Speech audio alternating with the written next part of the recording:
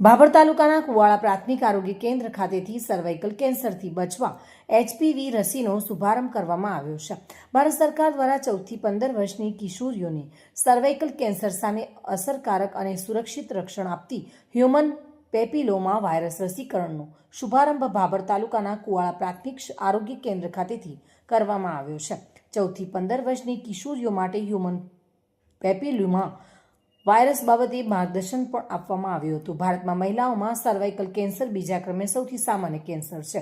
દર વર્ષે આશરે 80,000 નવા કેસ નોંધાય છે અને અંદાજે 42,000 મહિલાઓના મોત થાય છે. આ પરિસ્થિતિને ધ્યાનમાં રાખીને ભારત સરકાર દ્વારા વૈજ્ઞાનિક અભ્યાસો મુજબ 14 થી 15 વર્ષની વયે આપવામાં આવતી સિંગલ ડોઝ રસી લાંબા ગાળાનું મજબૂત રક્ષણ આપે છે. સરકાર દ્વારા આ રસી સરકારની આરોગ્ય કેન્દ્રો અને સરકારી હોસ્પિટલો ખાતે મફતમાં ઉપલબ્ધ છે.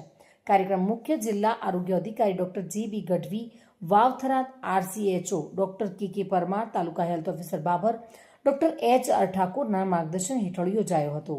આ કાર્યક્રમમાં કુવાડા ગ્રામ પંચાયતના સરપંચ બબાજી ઠાકોર, આરોગ્ય કેન્દ્ર કુવાડાના medical officer doctor Piyushbhai Vyas, Ayush medical officer doctor Nikita Poraniya, દૂધ ડેરીના મંત્રી સુરેશભાઈ ઠાકોર અને આરોગ્ય સ્ટાફ ઉપસ્થિત રહીને યોજાયો હતો. અભિયાનનો મુખ્ય હેતુ ભવિષ્યમાં સર્વાઇકલ કેન્સરનું પ્રમાણ ઘટાડવું છે. આરોગ્ય વિભાગ દ્વારા વાલીઓને પણ પોતાની દીકરીઓને સમયસર રસી અપાવવા માટે અનુરોધ કરવામાં આવ્યો હતો. જિલ્લા આરોગ્ય તંત્ર વાવથરા અને તાલુકા આરોગ્ય કચેરી ભાભરના માર્ગદર્શન હેઠળ આજરોજ પ્રાથમિક આરોગ્ય કેન્દ્ર કુવાડા ખાતે સઘન HPV રસીકરણનો શુભારંભ કરવામાં આવ્યો. આજથી 3 મહિના સુધી જે 14 વર્ષની દીકરીઓ છે તે તમામને HPV વેક્સિન આપવામાં આવશે. જે વેક્સિન સર્વાઇકલ કેન્સર સામે રક્ષણ આપે છે, એટલે કે ગર્ભાશયના મુખના કેન્સર સામે રક્ષણ આપે છે.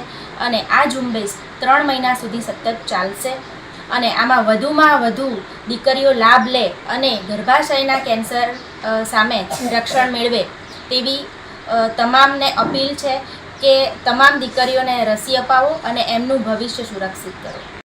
સતીશ ચૌહાણ સાથે bureau report, today Gujarati news.